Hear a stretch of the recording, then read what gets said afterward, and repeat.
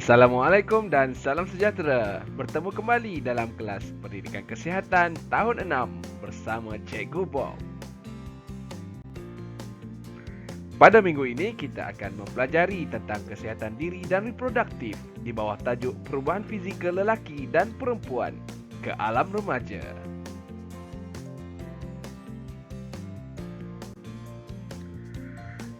Jom kita mula. Baiklah murid-murid, terdapat dua situasi perbualan iaitu di antara murid lelaki dan murid perempuan. Jom kita dengar apa yang dibincangkan oleh mereka. Ceritamu, ceritaku. Dalam sesi dinamika kumpulan Satu Murid Satu Sukan, Ustaz Zailani memberikan tugasan mengikut jantina. Setiap kumpulan perlu membuat pembentangan tentang rasional pengasingan blok penginapan yang jauh antara lelaki dengan perempuan. Kita ikuti perbualan mereka ketika menyiapkan tugasan ini. Situasi pertama ialah di antara murid-murid perempuan. Jom kita dengar perbualan mereka. Stacy, saya suka blok kita jauh dari blok penginapan lelaki. Kita sudah matang. Bentuk fizikal banyak berubah, seperti payudara dan pinggul.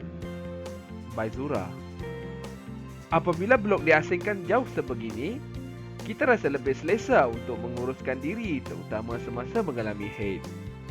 Lagipun saya sensitif tentang aurat. Kulit kita pun semakin gebu. Karen, perubahan kita juga mempengaruhi tingkah laku seksual. Dahulu saya berkawan rapat dengan Kelvin, tapi sekarang perasaan saya terhadapnya berubah. Saya berasa malu. Perasaan saya pun kadang-kadang tidak tentu hala.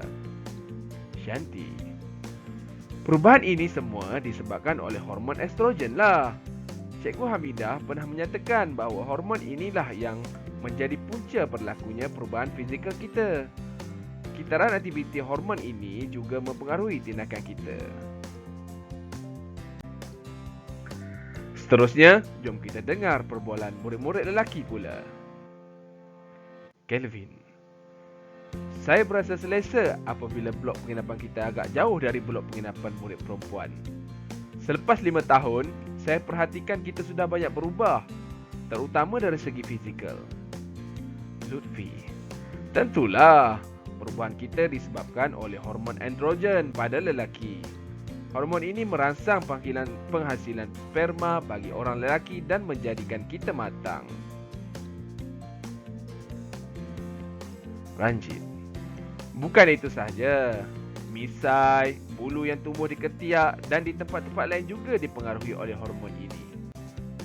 Hormon ini juga menyebabkan berlakunya perubahan saiz zakar dan suara kita juga menjadi lebih garau. Ganesh, kita akan mengalami perubahan fizikal ketika usia meningkat ke alam remaja. Oleh itu, kita perlu menjaga batasan pergaulan dan persahabatan. Baiklah murid-murid, itulah tadi perbualan di antara murid-murid lelaki dan murid-murid perempuan. Dalam perbualan tadi, mereka ada menyebut tentang dua jenis hormon, iaitu hormon estrogen dan androgen. Apakah itu estrogen dan androgen? Baiklah, mari cikgu terangkan. Estrogen dan androgen ialah hormon yang mempengaruhi proses kematangan dan seksual manusia. Hormon estrogen dominan pada wanita, manakala hormon androgen dominan pada lelaki. Jelas? Bagus. Apakah perubahan fizikal yang berlaku kepada lelaki? Antara perubahan fizikal kepada lelaki ialah seperti mengalami perubahan bau badan, tumbuh misai dan bulu dada, halkum jelas kelihatan dan bersuara garau, dada membidang, zakar membesar dan tumbuh bulu di ketiak dan pubis. Untuk makluman semua, perubahan fizikal ini berbeza untuk setiap individu. Baiklah, adakah perubahan fizikal yang akan dialami oleh murid perempuan sama dengan murid lelaki? Jawapannya ialah ada yang sama dan ada yang tidak. Antara perubahan fizikal yang dialami oleh perempuan ialah jerawat mungkin tumbuh di muka, mengalami perubahan bau badan, bersuara lunak, payudara membesar, punggung melebar, tumbuh bulu di ketiak dan pubis, otot tangan dan kaki membesar. Baiklah murid-murid, sekarang ini kamu perlu melakukan tugasan ini. Lengkapkan jadual di bawah dengan menulis perubahan fizikal yang berlaku kepada lelaki dan perempuan. Kamu boleh rujuk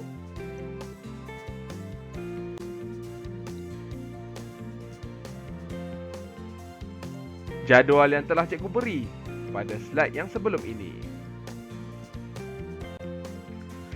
Selain itu, kamu juga perlu melengkapkan pentepuih berganda seperti di bawah dengan menulis persamaan dan perbezaan perubahan fizikal yang berlaku kepada lelaki dan perempuan.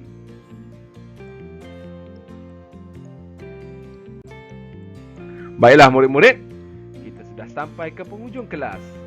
Cikgu berharap kamu semua telah dapat mempelajari sesuatu tentang perubahan fizikal yang berlaku kepada lelaki dan perempuan.